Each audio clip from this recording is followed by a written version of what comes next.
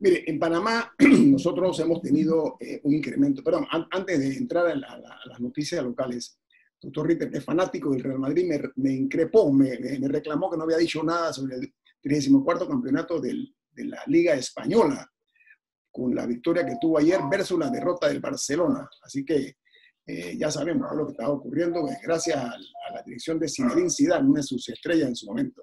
Doctor Ritter, ¿le satisface la noticia de su equipo? ¿Quedado? No, mira que yo no estoy siguiendo siquiera la liga, ninguna de las ligas, y yo no tengo equipo ahí favorito. Lo que pasa es que me extrañó que no hubieras dicho eso entre las noticias, porque tú sueles dar informes sobre las ligas, o especialmente la Liga Española, pero es que ahora caigo en cuenta que esas noticias solo se dan cuando gana el Barcelona. Ahora ya entendí cómo es la movida aquí en este programa. Segunda puñalada trapera, doctor Ritter. Yo sí confesé que me gusta el Barcelona, de ahora. Bueno, vamos a entrar en materia. Miren, esto parece... yo quisiera, Guillermo, que le diéramos una vuelta de timón al caso de Panamá, que es el caso del mundo. O sea, yo todavía no entiendo el desastre que ha sido para Chile el manejo de la pandemia. Y también el desastre que ha sido para Panamá el manejo de la pandemia, doctor Ritter, porque yo no puedo entender que si tenemos una actividad hotelera fuerte en Panamá, porque nosotros tenemos una buena cantidad de hoteles en Panamá y una industria con hoteles de todos los niveles, de todas las estrellas, y que se están usando como refugio para los que están contagiados. No, se le llaman hoteles hospitales, ¿no? Pero yo quiero entrar en esa materia porque una vez más, parece que este va a ser, como se le dice, el año horribilis, ¿no? Se le llama eso, ¿no? Miren. Pero lo que no entiendo... Otro escándalo más... Espérate, permítame. Otro escándalo más en el sector salud en medio de la pandemia. Me explico. Ayer salió un comunicado de la Asociación Panameña de Hoteles, se le conoce por sus siglas como APATEL. Ellos han solicitado que se suspenda de inmediato un contrato que suscribió el Ministerio de Salud del MINSA para los servicios de lavandería y limpieza de las habitaciones de hoteles. Bien, de los hoteles hospitales, reitero, ¿no? Ahora, estos son hoteles hospitales para alojar a pacientes con el COVID-19. Ellos, la APATEL, pone la denuncia porque dicen que el gobierno, ellos lo acusan de haber incumplido normas sanitarias y expresan que esta empresa no tiene ningún tipo de trayectoria ni experiencia en esta situación de salud, pero peor todavía, dice que además de no tener trayectoria, no tienen suficiente equipamiento y tampoco están siguiendo los estrictos protocolos sanitarios que exige el Ministerio de Salud, de tal suerte que están cuestionando esta situación. La pongo sobre la mesa porque realmente me causa grima que se pretenda todavía manejar de una forma no consecuente con esta pandemia, un tema en el cual es un contrato que está siendo cuestionado por el sector de los hoteles, señores. Bueno, es que Guillermo se cae de su peso. La industria hotelera en Panamá está bien cimentada. En Panamá, estoy hablando del contrato que se asignó por parte del Ministerio de Salud a una empresa para lavar las habitaciones y arreglar las habitaciones. Ese es un contrato que se le tiene que dar a los hoteles que manejan eso, que saben dónde lavan su ropa de cama. ¿Por qué? Porque necesariamente esa ropa que la están usando enfermos o posibles contagiados, tienen que controlarla los propios hoteles, Guillermo. No, aquí después ellos que la usan, la pueden desechar del todo. No, señor Murga, la situación no es esa, discúlpeme, la situación es la siguiente. Un hotel en términos normales trabaja con su propio sistema de limpieza, de lavandería, permiso. En una pandemia cambia totalmente, menos en el coronavirus, cambia totalmente esa figura porque Nos dicen diariamente que nos lavemos las manos y que tengamos protocolos de limpieza, no tocarnos el rostro, etcétera, que todos lo conocen. Sin embargo, el propio ministerio, al otorgar este contrato, es lo que dice la APATEL, están violentando los propios protocolos de ellos. ¿Por qué razón? Porque lo que han contratado esta empresa es para que se encargue de la lavandería y de la limpieza de las habitaciones de estos hoteles hospitales. Doctor Ritter, ¿usted qué opina? Eso es inexplicable, Guillermo. Este contrato es inexplicable. Doctor Ritter. Ok, doctor Ritter. Mira, el contrato que tiene unas cifras que son absolutamente absurdas, y es que el gobierno está pagando $15 diarios por habitación. Así es. Como alquiler, y está pagando $45 por habitación para limpieza. Eso es un contrato que entiendo que vale $1 millón y tanto de dólares al mes. En efecto, la limpieza y el cambio de las sábanas, por favor, no crean que es como es usualmente en los hoteles diarios. Es una vez a la semana. Entiendo yo que se cambian las sábanas en estos hoteles. Y llama la atención, por supuesto, que a los hoteles como tal, los que ponen la habitación, se les adeuda dinero porque no se les ha pagado el arrendamiento acordado con ellos, que realmente es un arrendamiento casi simbólico, o para poder mantener en uso una estructura que de otra manera estaría generando solo gastos de mantenimiento. Pero yo lo resumiría así, Guillermo. Hay un lugar común, un cliché que se usa mucho, que dice que en cada crisis hay una oportunidad. Pareciera que en Panamá ese adagio lo hemos convertido en que cada crisis hay una oportunidad de hacer negocios. No una oportunidad para cambiar, no una oportunidad para revivir algunas esperanzas o algunas prácticas, sino sencillamente una oportunidad para hacer negocio. Este es un negocio que además es infame.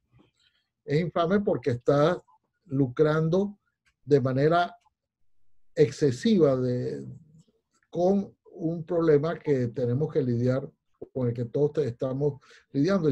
Y mucha gente, ya no puedo decir que todos, pero mucha gente sí está dando una cuota de sacrificio en esto. Hay algunos rubros donde se ha actuado con eficiencia, otros donde yo creo que no ha llegado para nada la ayuda que recibe la gente. Pero en el campo específico del alquiler de habitaciones para convertirlos en hoteles, hospitales, me parece que debió ser más grande. Claro, esto yo no estoy ahora criticando que no se hizo antes, pero esto era en efecto la mejor solución desde el principio. No se usó desde el principio, pero era la mejor solución desde el principio, porque el quédate en casa, ya está demostrado que el quédate en casa es un arma de doble filo. Es quédate en casa para que no contagie a los de fuera, pero quédate en casa, con seguridad vas a contagiar a todos los que están adentro, especialmente en aquellas casas donde se vive mucho hacinamiento. Entonces, ahora creo que se necesita igualmente para los casos positivos aislarlos, pero aislarlos de su propia familia. Yo he escuchado con estupor, por ejemplo, que hay algunos funcionarios que han dicho que es que la gente se niega a ir a los hoteles. Yo no creo que eso deba ser un acto voluntario. En momentos de crisis como esta, el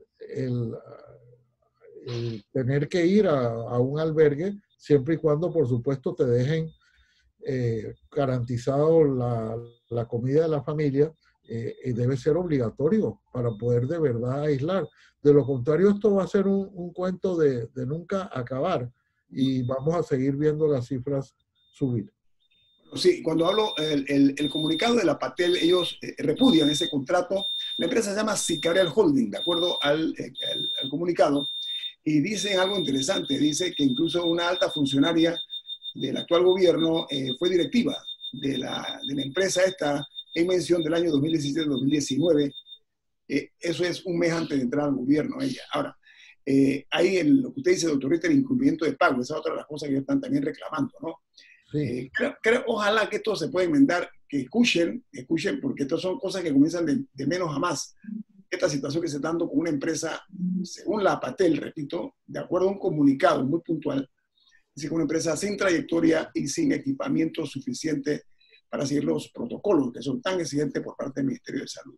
Lo pongo de esa manera. Nosotros... No, pero es que además agregan, ayer en una nota periodística vi que agregaba el hecho de que el contrato lo tiene una empresa, pero la limpieza o la lavandería de las sábanas y de la ropa de cama se hace en las instalaciones del gobierno.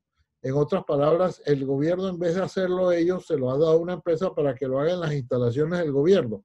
Cuando digo instalaciones del gobierno es con los recursos del gobierno, el agua, la maquinaria del gobierno lo hacen, pero el lucro es de una empresa privada. Eso es de verdad que es una infamia y creo que tú pusiste en un tuit que es un crimen. Creo que es un crimen de lesa humanidad, doctor Ritter. Así lo califico yo. Fue la palabra que usaste. Sí, yo usé crimen, pero yo por espacio no puse de lesa humanidad. Estamos en un momento demasiado crítico para estar nosotros trayendo mantos de encubrimiento, de beneficio a un sector en desmedro de la mayoría. Yo creo que esa es la parte más delicada. Y hay una evidente falta de transparencia. Creo que están criticando aquí esta empresa, estas empresas hoteleras en Panamá, cuya inversión es poca cosa. Atención, aquí hay desde hoteles modestos hasta hoteles muy finos y muy caros que compiten con cualquiera de los hoteles que hay en el resto de las capitales del mundo. Eso quiero decirlo también. La inversión aquí en materia de hoteles en Panamá es súper importante. Vamos a corte comercial, me regreso más aquí en Info Análisis, un programa para la gente inteligente. Bueno, vamos a cerrar el tema del comunicado de la Asociación Panameña de Hoteles de Panamá, Patel, porque el señor Murgas hizo un planteamiento que, disculpa Rubén, que lo interrumpí. La tesis suya era que si los hoteles tienen, me decía el doctor Ritter, también coincidimos, que si los hoteles grandes, por supuesto, y medianos también, y estoy seguro que casi todos tienen su propia estructura para limpieza, ¿por qué recurrir a una empresa a tercerizar eso? ¿Es lo que dice usted, señor Murgas? Es así, Guillermo, no tiene ningún sentido. Los hoteles están preparados, la mayoría de los hoteles están preparados para dar limpieza, para dar alimentación desde desayuno, almuerzo y cena a sus inquilinos. La mayoría de los restaurantes, de los hoteles, están preparados para esos servicios. Entonces, inventar, darle ese negocio a alguien que no está preparado, que no tiene referencia, porque te vas a meter en hoteles donde tú no tienes jurisdicción de salida, que vas a recoger, vas a lavar sábanas que no son tuyas, almohadas que no son tuyas. Entonces, ese negocio, la lógica es que, bueno, una de las ganancias para los inquilinos es que hay gente... Lo que se hospeda. Hay gente que nunca se ha hospedado en un hotel, Guillermo. Y esa es hasta una ganancia para estar en una habitación solo, cosa que no la tenían en su casa. Y entonces la gente además puede ser un incentivo para que la gente llegue ahí. Sí, pero quitarle la lavandería a un hotel, Guillermo, es un crimen. Además, es una medida estúpida. Sí. No tiene ninguna lógica. Que a mí me lo explique un ministro. ¿Qué lógica tiene eso de que las sábanas haya que recogerlas en un hotel que tiene lavandería o que tiene un sistema? Porque a veces lo tercerizan, pero ya tiene la experiencia. Y eso es un daño horroroso que le han hecho, se ha hecho el gobierno de Panamá. Mira, yo creo que no se han medido las consecuencias de esto, a mi juicio. ¿Quién inventó o quiénes inventaron este negocio? no contaron primero que vivimos una sociedad contestataria. Ya la gente no se aguanta las cosas como ocurrió años atrás. Tiene un pensamiento en alguna forma, me parece, lo que practica este tipo de actividad de pretender ofenderle la inteligencia a la gente. Esas son decisiones decimonónicas del siglo XVIII por allá. Siglo XXI, la gente está mucho más informada. El periodismo hoy día es más investigativo que nunca. Y lo grave de esto es lo que estamos nosotros planteando. Si los hoteles están debidamente preparados para la limpieza de sus camas, etcétera, hombre, lo que tenían que hacer era exigirles a ellos los protocolos que el Ministerio de Salud está definiendo, y estoy seguro que ellos podrían resolver eso sin tener que dar un contrato a una empresa que no tiene la mínima experiencia, mínima, cero experiencia en este tipo de actividades de autorriter. Coincidimos en eso, ¿no? Totalmente, Guillermo, totalmente. Qué pena, ojalá, no sé, esto no puede quedar ahí, es lo que quiero decir. Esto no puede quedar en el anecdotario. No, señor, esto tiene que haber una respuesta oficial. El Estado tiene que decir, o el gobierno tiene que decir, ¿por qué se otorgó este contrato a esta empresa? Eso es importante. No dejemos que el periodismo investigativo siga sacando a relucir cosas que le corresponden al gobierno por transparencia decir. Oye, doctor Ritter, ayer el presidente de la República, Laurentino Cortizo, tuvo una participación en televisión, cosa que yo estoy de acuerdo que él tiene que salir más frecuentemente, porque él es el capitán del barco. Él es el que tiene que salir a dar el rostro en medio de una crisis, como hacen otros presidentes o colegas de él, u homólogos. El presidente decretó el día de hoy como un día de reflexión nacional por las 1000 víctimas que hasta ahora, hasta ayer, ha dejado el COVID-19. Ese día de reflexión es un acto de respeto que él le rinde y que nos conmina a nosotros a rendirle al millar de panameños y panameñas que han perdido la vida en esta delicada situación, en esta pandemia. Lo pongo en la mesa, doctor Ritter Ruiz. No, yo creo que la reflexión la debemos hacer todos los días. Yo reflexiono. Yo ayer estuve en el funeral de un primo, Guillermo, que había vencido el coronavirus. Y una vez que lo vence y sale de cuidados intensivos, y cuando está en el hospital, que ya supuestamente vencido, el virus fallece. Entonces, estamos enterrando a nuestros seres queridos en silencio, Guillermo. Y eso es muy triste. Esa es parte de la tragedia. Esa es la parte de la tragedia. De la tragedia, en silencio. No hay tiempo de avisarle a las personas. Eduardo, Jorge, pero yo saludo que se llame la atención al llegar a Panamá. Ojo, que no estamos preparados para aparentemente, tenemos que mirar más allá de la punta de la nariz, las autoridades. Hasta ahora la tendencia es al alza. Ya hablamos de 1 millar. 1000 muertos es una cifra importante aquí y en cualquier lugar del mundo. El hecho de la bandera media asta y el día de reflexión está muy bien. Por lo menos para mí me parece bien, un acto de humildad. Pero ¿qué otras implicaciones, qué otra cosa podríamos nosotros aportar, doctor Ritter, además de esta decisión tomada y anunciada ayer por el propio presidente en televisión? Yo lo que quiero, desde el punto de vista, entrar en la valorización de que el tema es el rostro. No sé si usted está de acuerdo, doctor Ritter.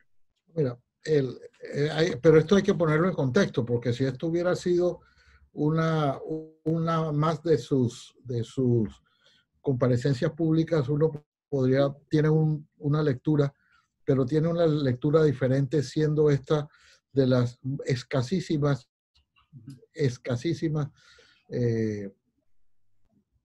apariciones que ha tenido el presidente en los últimos días. Después del 4 de mayo hubo un silencio, salvo una entrevista que le dio a algún medio. Después de eso, en la entrevista del 1 de julio, en la comparecencia a la asamblea del 1 de julio, y luego la de ayer, cuando se cumplieron, cuando Panamá llegó a la cifra de 1000 muertos.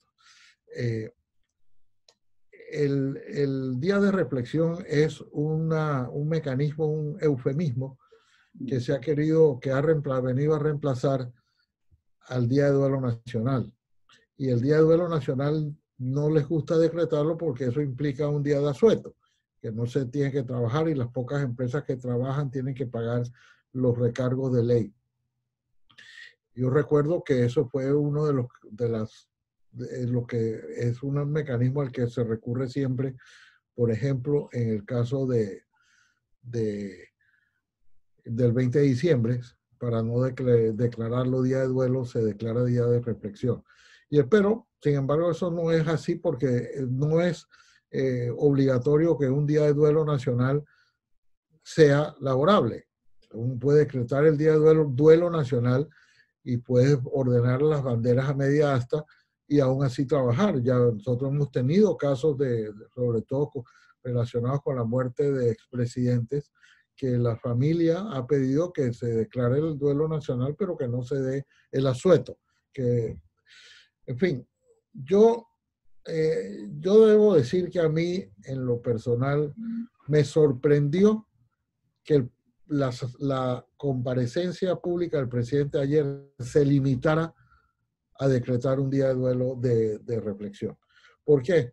El domingo pasado, él salió de la presidencia el domingo en la noche, le habló a una cámara de la presidencia, pero inmediatamente se subió a las redes sociales, donde él decía que había estado hasta altas horas de la noche del domingo reunido con su equipo para tomar decisiones. Y dijo una cosa gravísima, porque dijo, ya tomamos decisiones, pero las vamos a anunciar lunes, martes o miércoles. Bueno, pasó lunes, martes, miércoles, y también pasó el jueves. Entonces, cuando dice el presidente va a hablar, bueno, vienen los anuncios del jueves. Sobre todo porque además, él en San Miguelito, ayer, el presidente mostró un fajo de papeles y decía, estas son las recomendaciones que me han hecho, que le han hecho al presidente de la República. Entonces, uno legítimamente puede pensar con las cifras que estamos viendo, debe venir algún pronunciamiento del presidente. Y lo único que hubo del presidente en toda la semana fue decretar el día de reflexión el día de hoy. Porque yo no puedo creer que la sola medida que anunció el ministro de Salud en toda la semana, que ha sido decretar para Panamá y Panamá Oeste la cuarentena, además de domingo, el sábado, y la posibilidad de que el aeropuerto abra solo para tránsito y que en Los Santos puedan abrir el bloque 3, me parece que esa no es. O sea, lo que se esperaba era mucho más. Y yo lo reflejo, yo lo hago mías, un tuit que subió ayer el diputado Juan Diego Vázquez, que dice así: 1000 panameños y panameñas hoy descansan en paz, perdón. Es una enorme tragedia y le mando un abrazo a sus familiares. Señor presidente, no mande al país a reflexionar. Tómese usted el tiempo de reflexionar sobre lo que está ocurriendo. Más fallecidos, más desempleo y menos soluciones. Entonces, esa es una síntesis, es un poco dura sus palabras, es un poco dura, pero es diciendo, no nos escudemos en un día de reflexión para no dar soluciones. Vamos al corte comercial. Esto es Info Análisis, un programa para la gente inteligente. Bueno, señoras y señores, esto es Info Análisis, un programa para la gente inteligente. Ayer vi un espectáculo. Bueno, usted está hablando, doctor Ritter, yo vi lo que dijo el diputado Vázquez, una joven figura en la Asamblea de Diputados, independiente, de los más votados, si no fue el más votado. Es un grito en la oscuridad lo que da pero con mucha sensatez lo que dice este diputado Vázquez. Pero contrario a eso, observé, doctor Ritter, y ayer lo hablamos con Ana Matilde Gómez, pero muy tangencialmente, una exdiputada, exprocuradora y hoy día docente de la USMA, la Facultad de Derecho, decana, de cómo es posible que un diputado en el Pleno, no sé, en mi opinión, me gustaría escucharla a ustedes, tal vez soy muy exigente y me confieso, que un diputado como Leandro Ávila, que tiene el eco, dice el señor Murga, hoy es viernes, ¿no? Así que voy a relajar un poquito los conceptos.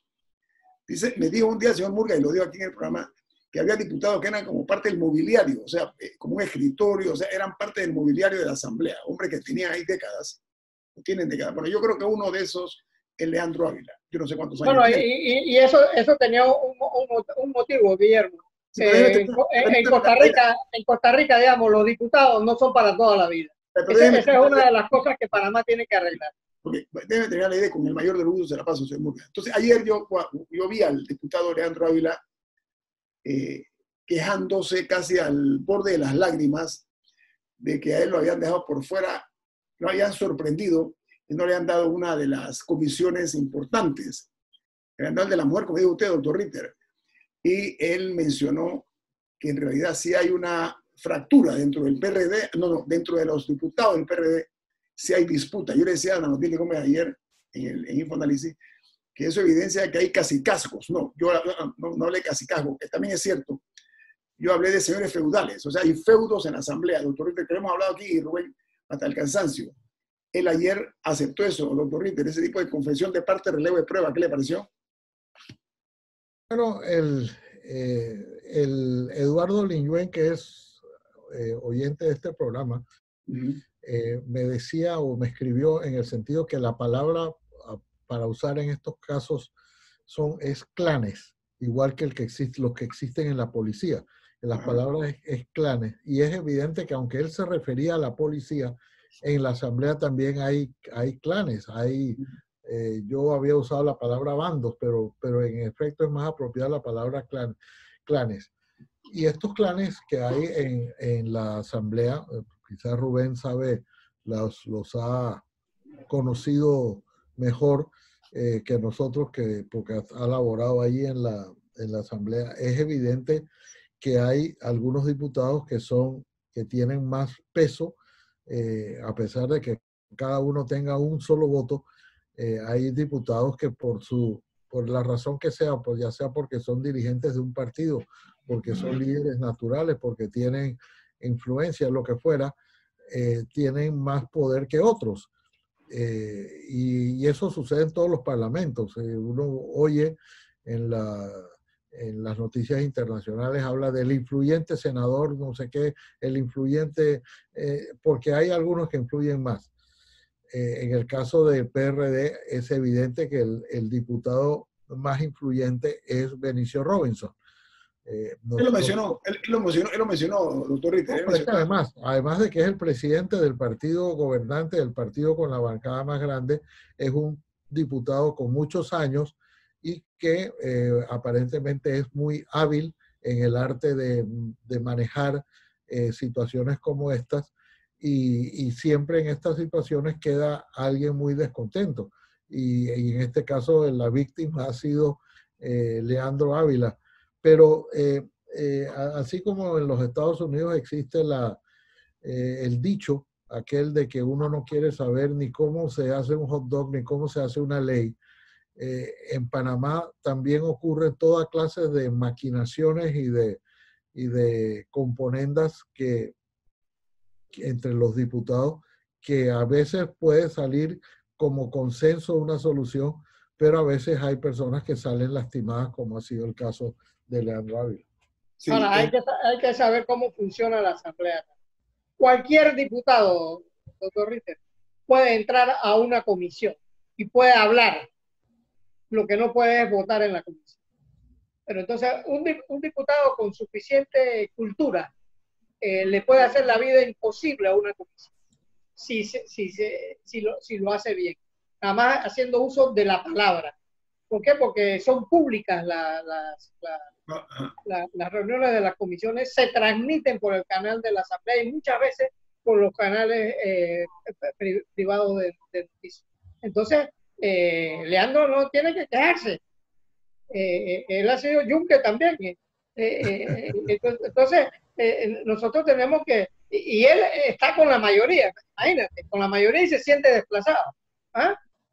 Ahora, sí. Imagínate, porque el PRD hace mayoría, un milagro, porque el PRD sacó un 32% en los votos electorales, pero casi un 40% en los votos legislativos, que le permitió controlar la asamblea nada más con la alianza con el partido molinero. Entonces, estas son realidades y hay que conocer cómo funciona. Hay gente que quiere estar siempre en la comisión de presupuesto, que es la que más miembros tiene 15 miembros. ¿Pero por qué? Porque en presupuesto negocian puestos y esa es la realidad. Contratos. Y nosotros tenemos que ir al sistema de Costa Rica. Solo dos periodos se le permite a los costarricenses entrar en la asamblea y no eternizarse allí, porque eso le ha hecho daño al sistema legislativo. Toma lo que usted dice. A ver, es una oportunidad de oro que tienen o que tenemos para cambiar todos estos vicios que ensucian la política en Panamá. Yo creo que en esta situación de lo que viene en el nuevo país y el nuevo mundo, debemos tomar en cuenta ese tipo de vicios. Pero, doctor Ritter, la palabra clan, usted sabe, usted es miembro de la Academia Española de la Lengua. Busqué aquí clan, dice, uno, en Escocia se le denomina al conjunto de personas unidas por un vínculo familiar, no es el caso aquí de los diputados. Y dos, grupo predominante familiar unido por fuertes vínculos y con tendencia exclusivista. Creo que se aplica más aquí para los honorables diputados, ¿no? Ah, doctor Ritter. Así es. Esa es la definición y de ahí es que Eduardo nos corrige. Sí, pero es válido, el concepto es válido, estoy de acuerdo. Ahora, como dice el dicho, a veces es puñal y a veces es herida. Hoy, el diputado Ávila es herida. Y con todo y que le dieron una comisión que él dice que aunque es importante, dice él, no le satisfizo, doctor Ritter. Entonces, la comisión de presupuesto, a ver, vamos a ser honestos, y ayer lo digo, repito, la exdiputada Ana Matilde Gómez, el presidente de la Asamblea, los que presiden las comisiones son los que marcan los tiempos en la Asamblea. Ellos manejan, digamos que los premios y castigos, ¿no? Señor Murga, lo que yo he entendido de lo que usted dice, ¿no? O sea, contrato tanto para este diputado, contrato para este, pero no para este, o menos para este. O sea, como voy a parafrasear al señor Murgas, es una repartición de panes, ¿no, Rubén, no? Entonces, esa repartición de panes que son de nosotros, esos panes son de nosotros, no de los diputados, es parte precisamente de la descomposición para mal de ese órgano del Estado. Bueno, ese es un problema, Guillermo, y un vicio que tiene la Asamblea y debemos mejorarla. La Asamblea, por algo, a veces en algunos países no se permite la reelección de los diputados o se permite una y ya. Nosotros debemos caminar hacia ese tipo de cosas. Guillermo. Por algo Panamá no permite la reelección de los presidentes de la República. Por algo lo tenemos. ¿Por qué? Porque la experiencia nos enseñaba que la gente se eternizaba en el poder, Guillermo. Pero tenemos 3 minutos, don Rubén. Nada más una pregunta. Y no se la pregunto a usted porque usted trabajó en la asamblea. Quiero verla de afuera, la parte externa. Y yo voy a admitirme bien, doctor Ritter. Esta es una asamblea que, contraria a anteriores, es menos sumisa hacia el Ejecutivo. Yo lo percibo así. ¿Usted cómo la percibe? Bueno, es mucho más contestataria. La sorpresa que ha tenido este gobierno, y cuando digo gobierno es el conjunto de ejecutivo más legislativo, es que siempre se pensó que con una bancada tan mayoritaria como la que tenía el PRD, porque ha sido fuera de la que creo que tuvo Martín Torrijos, no ha habido una mayoría como la que tiene hoy el PRD en la Asamblea. Pero hay un elemento importantísimo que es la primera vez también que un presidente de la República accede al poder sin ser antes el jefe de su partido. Y Laurentino Cortizo no fue nunca el jefe del PRD, nunca ha tenido un cargo dentro del CEN del PRD. Y la estructura, llamémoslo así, a mí no me gusta mucho la palabra, pero la estructura del PRD descansa sobre los diputados, sobre los representantes, sobre los alcaldes. Entonces, si tú no eres el que dirige esa estructura, entonces la estructura también tiene un poder paralelo al tuyo. Cuando tú llegas a la Secretaría General del PRD, por ejemplo, llegas porque has logrado tener un liderazgo dentro de la estructura. A Laurentino Cortizo no tuvo nunca el liderazgo dentro de la estructura. Él tuvo liderazgo y logró su candidatura de abajo hacia arriba, en una primaria. En otras palabras, si en el PRD o si en el país, porque no es solo el PRD, no hubiera primaria, Laurentino Cortizo nunca hubiera sido el candidato. Porque la estructura, no, porque otros hubieran prevalecido en la llamada estructura. De hecho, tienes que ver que él compitió contra personas, contra Zulay Rodríguez, contra Ernesto Pérez Valladares, que son PRD, que hubieran sido a lo mejor más favorecidos por la estructura, pero él fue favorecido con el voto de las primarias. Entonces hay dos poderes paralelos, el poder del presidente, pero el poder de la estructura del PRD, y por eso es que creo que Cortizo no es el presidente con menos poder sobre la Asamblea de los que hemos tenido posibilidad. Ahora, Guillermo, se nos va un minuto. Bien sencillo. El presidente Cortizo está pidiendo un monumento para las víctimas. Yo creo que es muy temprano para pensar en monumentos, Guillermo. Tenemos que ver cómo enfrentamos esta vaina. Sí. Oiga, ¿saben qué? Rubén Darío, Jorge Eduardo. Completamente de acuerdo, Rubén. Sí, debemos sentirnos orgullosos que nosotros cumplimos a cabalidad la misión que nos otorga el destino, en el sentido de ser la conciencia crítica de nuestra ciudadanía, ser nosotros los voceros de lo que mucha gente no tiene el privilegio que tenemos nosotros de poder hablar, y menos en una cadena nacional de radio. Así que yo quiero felicitar a Jorge Eduardo, a Rubén, y lo que me corresponda a mí, pues lo aceptaré, pero qué bueno que nosotros nos atrevemos a decir cosas que en otros programas de opinión ni siquiera lo piensan decir. Yo quiero cerrar porque Juan de Dios Hernández, el director de noticias aquí nuestro, me manda una información que dice que en La Chorrera, dice cosa extraña, tráfico fluido en el puesto de control de la pesa en La Chorrera. O la gente no está viajando al interior o se ha relajado el puesto. La dejo ahí nada más porque esa es parte del problema. El equipo de Infoanálisis. Rubén Darío Murgas. Jorge Eduardo Ritter. Y Guillermo Antonio Ames, nos vamos. Gracias.